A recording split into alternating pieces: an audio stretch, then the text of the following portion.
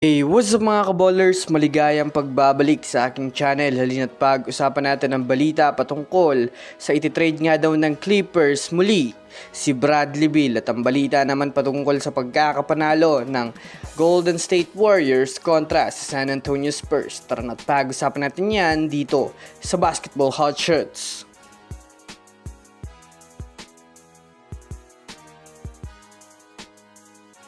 Una nga muna tayong dumako mga kaballers sa balitang tatanggalin nga daw ng Clippers si Bradley Beal. Well, alam naman nga natin sa ngayon na hindi nga po maayos ang run ng Clippers ngayon sa NBA. Kahit man nga po mga kaballers nakabalik na si Kawhi sa mga laro, ay hindi pa rin nga nila nagagawang maging dominante sa kanilang mga nagiging laban at sobrang hirap nga sila makakuha ng panalo kahit sa mga team na hindi naman competitive ngayong season.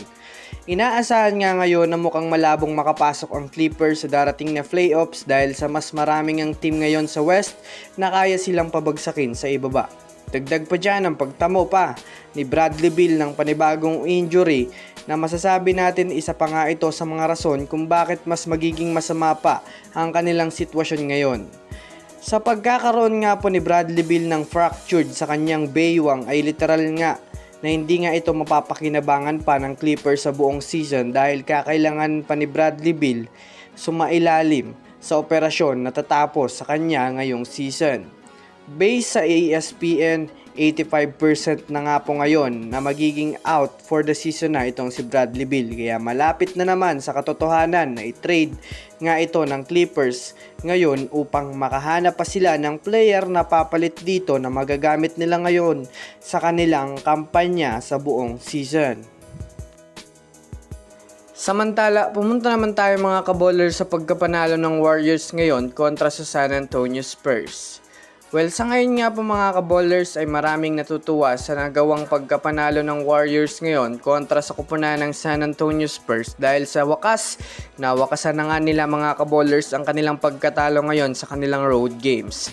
Inaasahan ng mga fans ngayon mga kaballers na mas magiging sharp na nga muli ang Warriors sa kanilang mga susunod na laban dahil na rin naman sa tuluyan na nga pong kinausap ni Stephen Curry, Jimmy Butler at Draymond Green ang kanilang mga batang player nila para maturuan kung ano ang mga dapat gawin sa kanilang nakaraang mga struggle.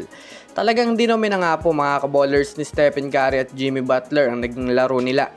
46 points para kay Stephen Curry, 28 points naman kay Jimmy Butler. Napakamot na lang sa ulo itong si Wemby at sinabi sa kanyang post-game interview na hindi nga daw sila nakapenetrate ng maayos ngayon sa depensa ng Warriors. Dagdag pa nito, nahirapan nga daw sila na ma-shutdown ng opensa ni Stephen Curry kaya talagang nahirapan silang manalo ngayong araw. Kasalukuyang umakyat na nga po ang standings ng Warriors ngayon sa 7 wins. At kapag nagawa pa nilang manalo sa mga susunod nilang laro ay dito na nga magkakaroon ng pagbabago sa kanilang standings ngayon. So yun lamang mga kaballers, yan lang na muna ang ating pag-uusapan sa ngayon. Pindutin ang subscribe and hit nyo na rin ang notification bell para sa mga susunod na update sa mundo ng basketball. Again, this is Basketball Hot Shots. Thanks for watching.